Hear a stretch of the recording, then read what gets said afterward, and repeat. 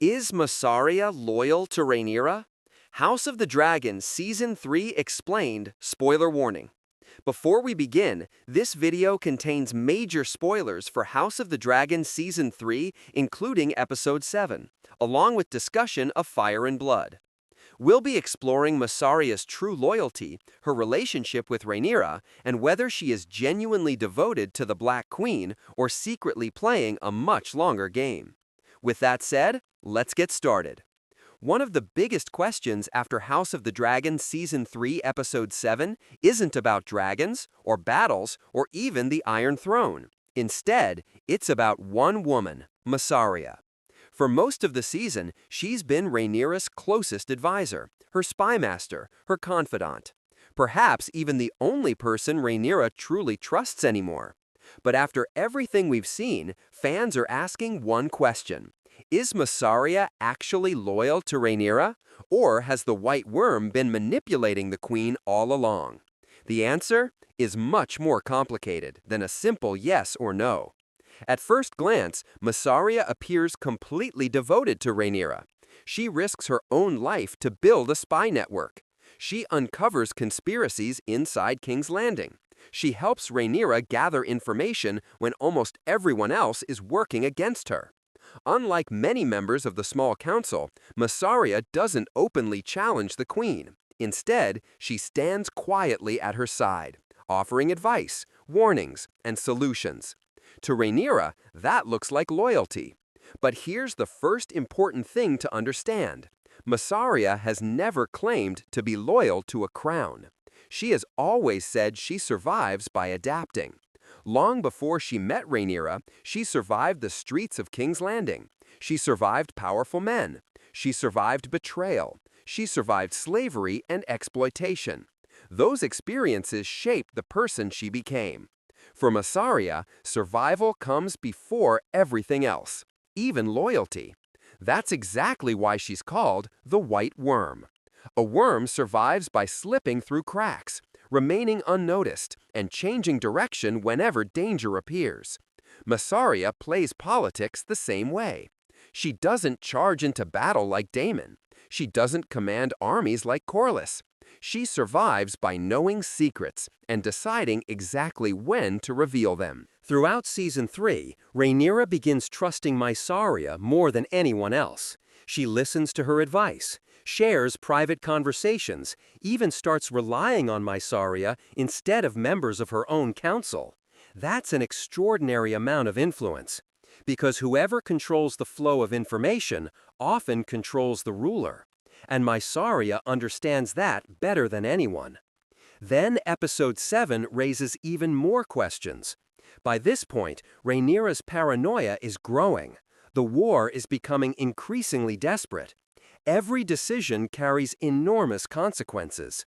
And almost every important piece of intelligence reaches the Queen through Mysaria. That gives her incredible power. Not because she wears a crown, but because she controls what the Queen sees, and sometimes what the Queen doesn't see.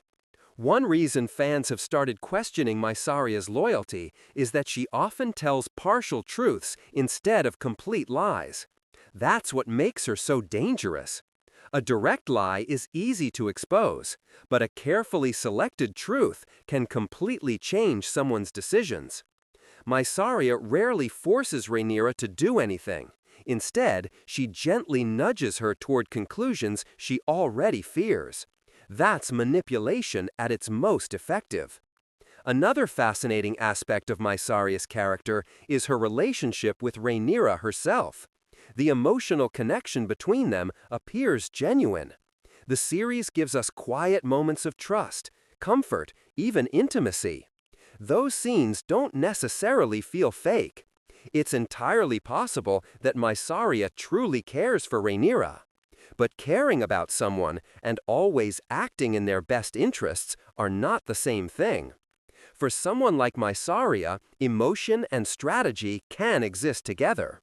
She may genuinely love the Queen while still making choices that ultimately protect herself first. There's another detail many viewers overlook. Unlike the nobles around her, Mysaria isn't fighting to inherit the Iron Throne. She has no royal blood, no ancestral castle, no great army. Her greatest weapon has always been information. And information only has value if you know when to use it. That means Mysaria is constantly calculating, constantly adapting, constantly preparing for every possible outcome. Book readers know that Mysaria's story becomes even more morally complex. Without revealing every major spoiler, her relationship with Rhaenyra eventually changes. As the queen grows increasingly isolated and suspicious, Mysaria's whispers become more influential than ever. Whether she's trying to protect Rhaenyra or quietly steering her toward disaster has been debated by readers for years. The show seems to be embracing that same ambiguity rather than presenting Mysaria as either completely loyal or completely treacherous. Perhaps that's exactly what makes Mysaria one of the most fascinating characters in House of the Dragon. Unlike obvious villains, she never raises an army. She never sits on the Iron Throne. She never walks into a room demanding power. Instead, she does something far more dangerous. She listens. She watches, she learns what everyone else is afraid of, and then, at exactly the right moment, she whispers. Sometimes those whispers save lives. Sometimes they expose conspiracies. Sometimes they help Rhaenyra make the right decision. But other times, those same whispers plant doubt. They fuel suspicion. They slowly push the queen further away from the people who have stood beside her for years. That's why Mysaria is so difficult to judge. She doesn't destroy kingdoms with dragonfire. She changes them with words. And sometimes, a single whisper can be more powerful than a dragon. So, is Mysaria truly loyal to Rhaenyra? The answer may be both yes and no. She clearly cares about Rhaenyra. The show gives us moments that feel deeply personal. She comforts her, protects her, stands beside her when almost everyone else begins questioning the queen's decisions. Those moments don't feel fake. But at the same time, Mysaria has survived her entire life by expecting betrayal. She knows that kings fall, queens lose wars, alliances collapse overnight. That's why she never places all of her trust in one person. Her greatest loyalty has never been to the Iron Throne. It's never even been to Team Black. Her greatest loyalty has always been to survival. If standing beside Rhaenyra keeps her alive, she will stand beside her. If the balance of power changes, she may adapt once again. Not because she's evil, but because surviving is the only way she's ever known how to live. And perhaps that's the real tragedy of her story. Rhaenyra may see a loyal friend. Others may see a master manipulator. The truth probably lies somewhere in between. Mysaria isn't a hero. She isn't a traditional villain.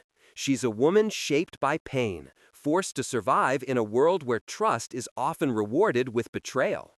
And in the brutal world of the Dance of the Dragons, that may be the most dangerous person of all. So, what do you think? Do you believe Mysaria genuinely loves and supports Rhaenyra?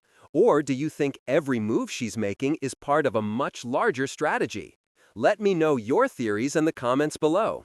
And if you enjoyed this breakdown, don't forget to like, subscribe, and turn on notifications for more House of the Dragon explained videos, hidden details, character breakdowns, and fire and blood lore.